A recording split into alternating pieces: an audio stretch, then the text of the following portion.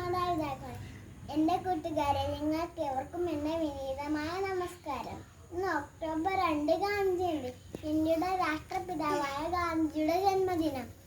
1869 October 2 ഗുജറാത്തിലെ പോർബന്തറിലാണ് മോഹൻദാസ് കരംചന്ദ് ഗാന്ധി ജനിച്ചത്. ഗാന്ധി മഹാത്മാ എന്നും ബാപ്പുജി എന്നും പേരുകളിൽ അറിയപ്പെടുന്നുണ്ട്. സത്യ അഹിംസയും ഗാന്ധി മുറുക്ക പിടിച്ചിട്ടുണ്ടായിരുന്നു. സത്യാഗ്രഹം എന്ന മുറയിലൂടെയാണ് ഗാന്ധി നമുക്ക് സ്വാതന്ത്ര്യം നേടിത്തന്നത്. ഇന്ത്യയിൽ നിറഞ്ഞു നിന്നിരുന്ന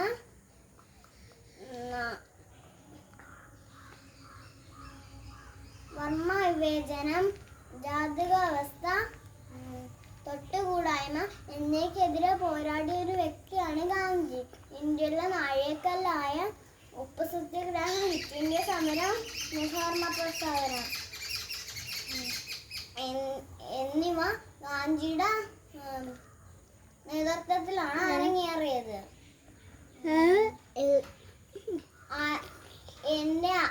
എന്റെ സത്യാന്വേഷണ പരീക്ഷണങ്ങളായിരുന്നു ഗാന്ധിയുടെ ആത്മകഥ.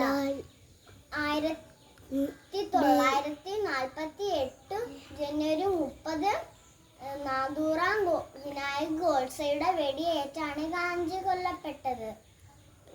ഗാന്ധി ജയന്തി ആഘോഷിക്കുന്ന ഈ വേളയിൽ ഗാന്ധിയുടെ ഓർമ്മയ്ക്കായി ഞാൻ പ്രണാമം അർപ്പിച്ചു കൊള്ളുന്നു. നന്ദി, നമസ്കാരം.